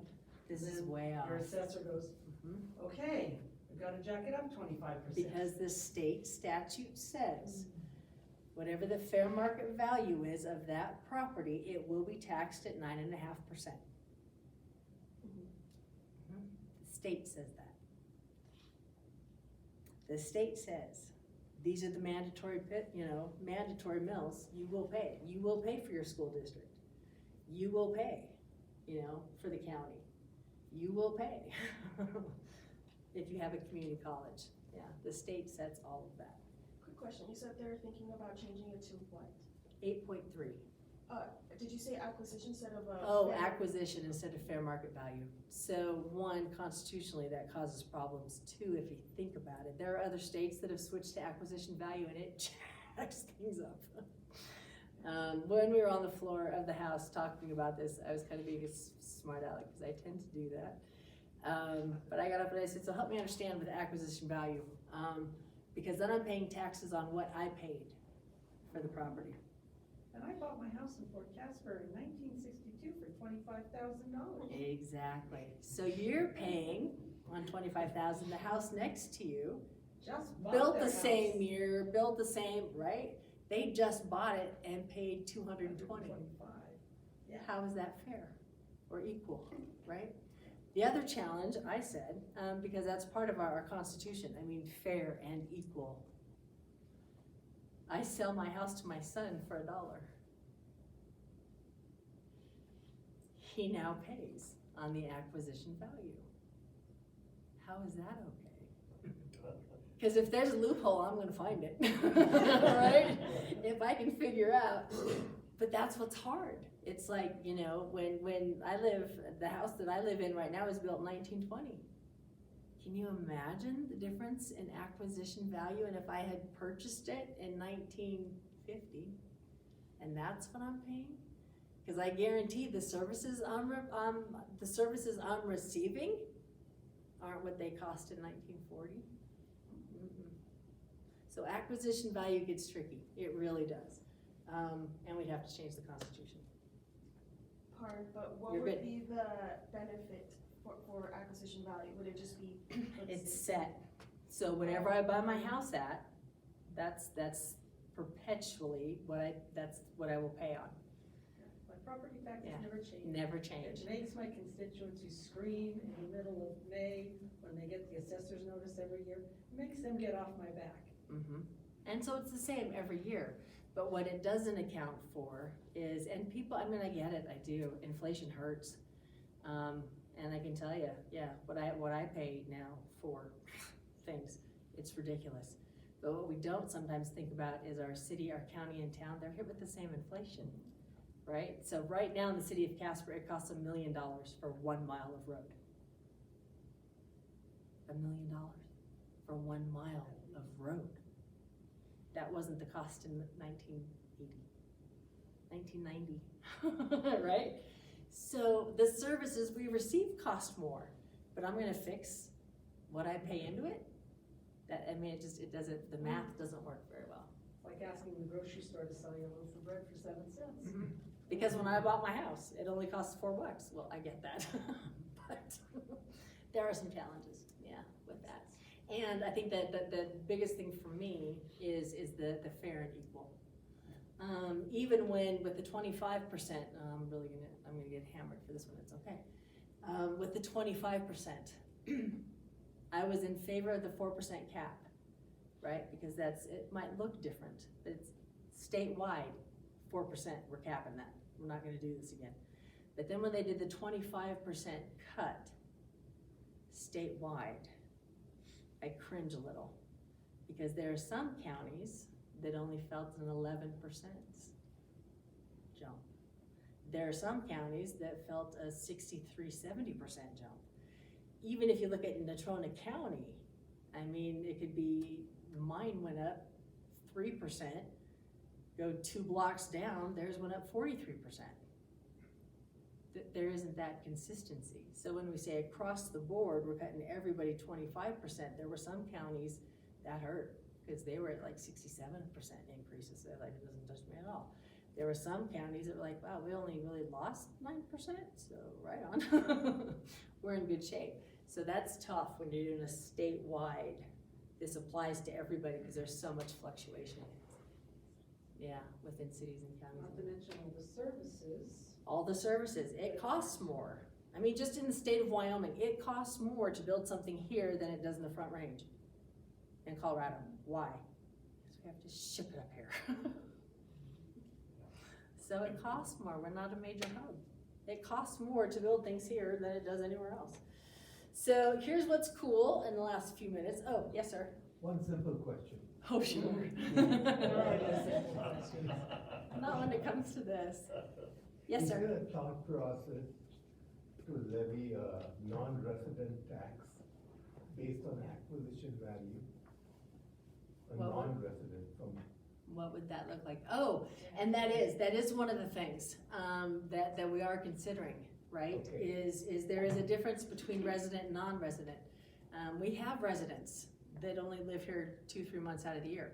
We have residents who rent. We have residents that have multiple homes. We have, non-residents who rent and work here. So those are all things you have to figure out. Yeah, when we're talking about residential property taxes.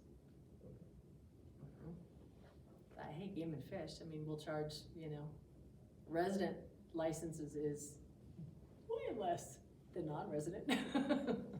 But there is that, how do you think about those things and take them into consideration? My kid had something that he proposed a couple of years ago. He did. Mhm. Saying, if you're not residing in the state in your home for a certain number of months, Yeah, there's gonna be it's gonna be different, an additional. yeah, Yeah, but how do you Yeah. police that?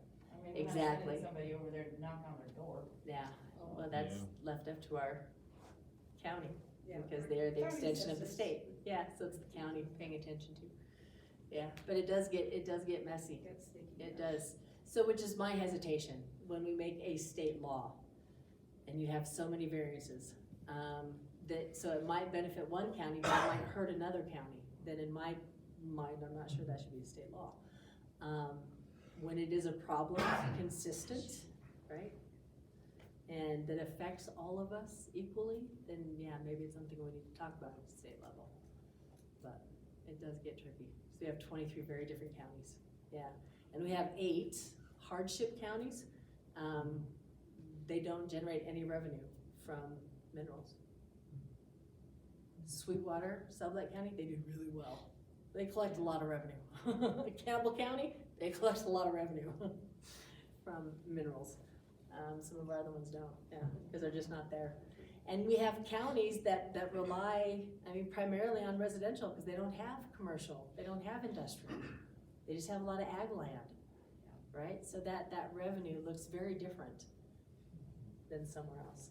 Statewide though, here are some numbers that you will like a lot. Of all of the property taxes collected in the state of Wyoming, 40% of them come from oil and gas.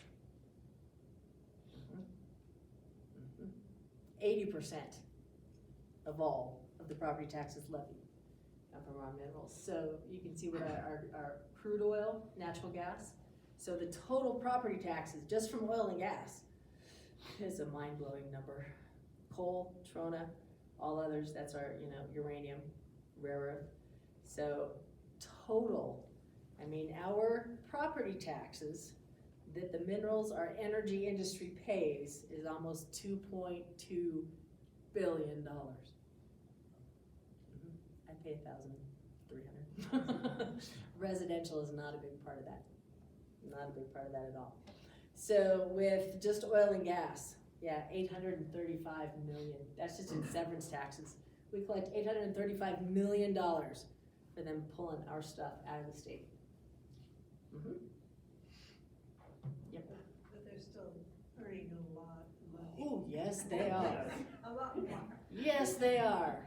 But by golly, they don't get to take our stuff for free. Yeah, that's true. So you can see though, how much money, just in severance taxes, not the property, this is just the severance tax. We're gonna charge you for taking it out of the ground. So this is the taking our stuff out of the ground. This is the property you happen to be operating on. We tax them a lot, right? So where does that money go? This is just that $2.4 billion in property taxes, okay? They kick in $1.1 billion into our public education system. Do you remember the number that I kicked in? Do you remember what that number was? 0. No, I actually, I don't benefit, but I kick in. Right. Yeah, that's part of my almost $2,000. Some of that Not is all of gonna that be, property tax yeah, is- not all of that property tax, but some of it will, right? So who's kicking all the rest? These guys. Almost 1.2 billion. The general fund, that is the general fund at the state level. So our general fund, the operations of government, comes out of that. They actually contribute $627 million every year. Yep. Our counties get $174 million every year from our energy industry. Our cities and towns get $46 million apiece from those property taxes, right? UW gets about $14 million a year. Our permanent mineral trust fund, gets $257 million. I love that number a lot because it's why we don't have a state income tax. That goes away, we're in trouble. Public infrastructure, all of our water, wastewater, it's about $96 million. So that's just from our energy industry. What they pay in severance taxes and what they pay in property taxes. So I get it. I mean, as a homeowner, when my fair market value of my house goes from 220 to 320, oh my gosh, that hurts. It hurts. And then I have to say, well, I don't have a state income tax, and that's awesome. And I'm not kicking in $2.4 billion. Yeah, we are carried by our energy industry. We are. So when you see guys that are out working in the patch or out, moving heavy equipment and working in our coal mines and work for natural gas, work for uranium, say, wow, thank you. Thank you so much. You had a question? Yes. Given the high demand for rare earth, which is coming up, nationwide and globally also, are there incentive plans within the state of Wyoming to draw more external investments into For which? rare earth? For the rare earth? Yes, yeah. And that's one of those things I think as a state we need to look at is we put such a burden, right, on our existing legacy industries. How do we shift that load a bit? We actually just reduced severance tax on coal from 6.5% to 6%. How do we alleviate some of that pressure? Because they do carry a lot of it. So looking at rare earth and uranium and the more opportunities we have where we're bringing in businesses that want to extract and then produce, definitely adds some stability to that revenue source. Yeah, because then we have a more diversified revenue stream. And how do we, even looking at manufacturing, right? If we can bring in more, manufacturing, then that offsets some of that tax burden too. Because then we have more manufacturing, we have more retail, we have more, right? That it's shifting some of that burden and helps level out some of that stability. So we're not as dependent on energy. Yeah, which is why we're so grateful for tourism, because the better tourism does, it helps offset some of that burden. Yeah. So diversify our economy, then one industry doesn't carry as much load as the rest of us. But that's my concern when we start looking at some of those reserves and some of those, rainy day funds. We start draining those, then we no longer have the investment income. And when we no longer have that investment income, the shift in tax burden will fall to us. So we will have a state income tax. We will have, and right now, even with our sales and use tax, we're set at 4% at the state. But then, and I'll let the counties and cities talk about this, there are two options for our cities and counties. A 5th cent, it's typically called the 5th cent. It's just a general use tax. So in Natrona County, we vote on that every 4 years. So in Natrona County, we're at 5%. We've approved that since 1970 something. We've approved it every 4 years. Because that extra cent goes to our city then operations. And goes to there are some municipalities throughout the state that without that 5th cent, they would no longer exist, because that is their operating budget. So, we rely on the 5th cent heavily. So that's 5%. And then Casper, just this last year, approved the 6th cent. By statute, that's all they can have. The state sets the sales tax, and then cities and counties have this option, if they choose. There's only those 2 options, the 5th and the 6th. So the 6th cent is a special purpose tax. So it can only be used for a specific purpose, has to be approved by the voters. So the city of Casper said, yes, we will approve this special purpose tax for these specific things, and we picked 4. He said, these are the 4 things that we are willing to pay for. And so the 6th cent special purpose tax, by statute, has a 2-year limit. So you either collect the funds for those projects or 2 years, whichever comes first. So I think our 6th cent is set at 18 months, they think is when that'll sunset, because then they'll have paid for those 4 projects. And then it just goes away. It goes away. The 5th cent, we vote on every 4 years. And that really does help with some of our bigger capital things. Water, wastewater, regional wastewater, some of the stuff we need for PD and fire. So that's our 5th cent. So one of the options was, somebody said, well, let's just get rid of property taxes altogether. Okay, how are you gonna make up that gap? And so Representative Harshman, who's just brilliant, he's brilliant. If we were to institute a statewide increase in sales and use tax, there was 0.75% of a penny, so 75 cents out of every dollar. Not even for full percent, 75% of a percent. Anyway, he did all the math. He said sales tax, we go up to 4.75. That eliminates property tax. We can bridge that gap. And we said, yeah, but then what does that do to our cities and towns?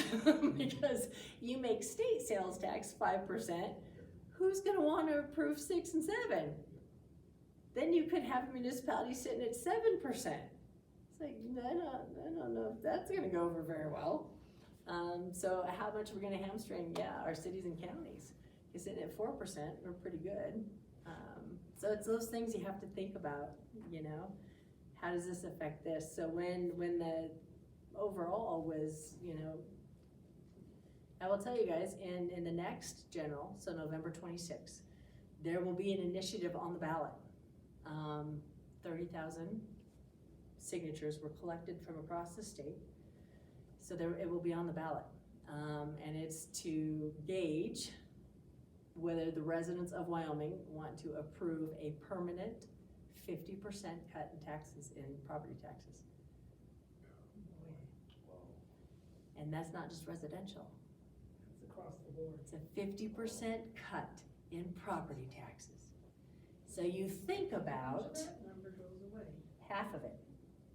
So you think about property taxes, how much of that is actually residential, how much of it's commercial, how much of it, our minerals, we're taxing them at 100% of fair market value. So you cut property taxes by 50%, it's gonna do some damage, right? Because the state gets some of that property tax from our commercial or industrial. The counties, the cities, how do we offset that? So, and I think truly, based on the legislation we've already passed with, the 4% cap, the adjustment in mills, what we saw happen between 2019 and 2023, it won't happen again. Because we've capped that. But, so think about that when you go to vote, because 1, you've registered, and 2, now you're going to vote. Mm-hmm. And when you see that on the ballot, if they were to ask me personally, how would you like to cut your personal residential property taxes by half? Yeah, Skippy, sign me up.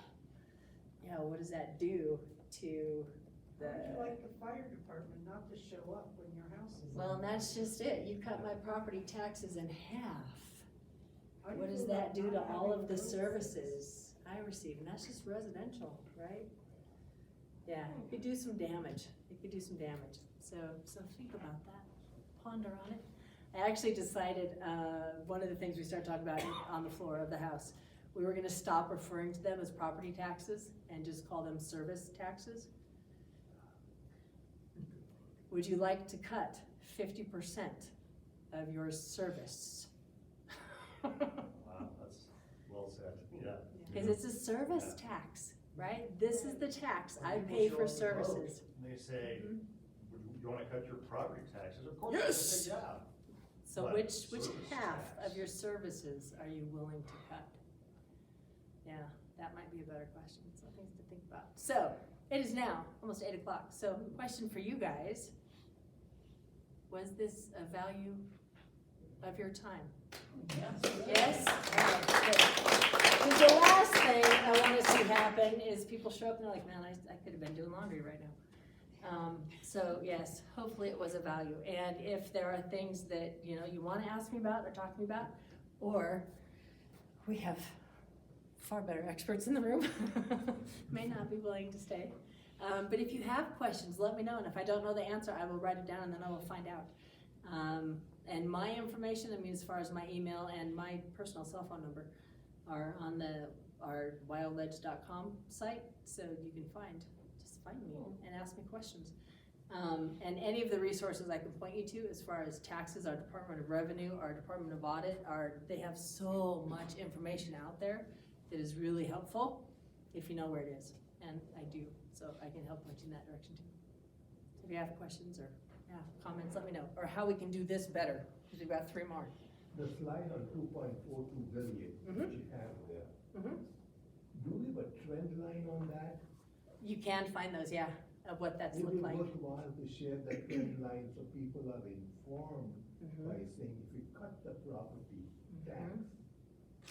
And that's one of the things we'll talk about. So next week is cities, right? So we'll have our chief of staff from the city of Casper and our mayor here, and then our other mayor from Barnum, Mills, and Evansville. They'll all be here. And they'll talk about the city and how much of property taxes funds the city and city services. Where do their revenues come from? How do their budgets work? So that'll be the city next Thursday, and then the one after that is county. And county will do the same thing. Our chair of our commission board, Dave North, will be here, and I think Casey Coates will also be here. Maybe Tracy Good, will be here to talk about county. And so where does the county get its money? How does the county budget that money? What are the services the county provides? And then you'll start to see, if we cut this is what it looks like at the city. The 25% cut, the aggregate hit to the city was about 1.8 million. To the county was 4 million something, and that's just 25% of, residential. That wasn't commercial and industrial, those stayed the same. Think about it the next time you're driving over that washboardy road. So we will, in city and county, and we'll have some of those projections and what it looks like. But how much of the revenue? So when people say, state government is out of control, we need to cut property taxes, you can laugh and say, you're not gonna hurt the state at all. You'll hurt our public education system, because a lot of money goes to our public education system, and the state is responsible for that, but it doesn't affect our general fund. What's really worrisome is the public's ignorance, not stupidity, their ignorance, the unknowing. And, you have a draw of what our number is here going, oh, wow, I didn't know. So how do you impact the larger public, and number one, get people to vote, and number two, to understand what they're voting for? More of this. More education, more conversation. Talk to your friends and neighbors. Talk to your friends. Your coworkers. Thank you guys for being here. And don't neglect the younger generations too, because that's gotta be, we gotta grow them to care, because right now, they don't. I think that was a significant challenge, that we had. We kind of get in this complacency, right? Everything's fine. We won't pay attention. People just do what they do. I think we have more awareness now, because people are going, wait a minute. Whoa, wait a minute. Well, what are you doing? So there's more awareness. I think we got into kind of a apathy and indifference, especially when we look at the federal level. It's like, does it really matter? No. So do I really need to pay attention? No, I'll just do what I do. So we kind of get into that complacent indifference, apathy, so I think we're paying attention now. We're having more conversation now. And I think that's just gonna be the big thing between now and 26. Having the conversation, doing more things like this, go to your city council meetings, and they're every Tuesday.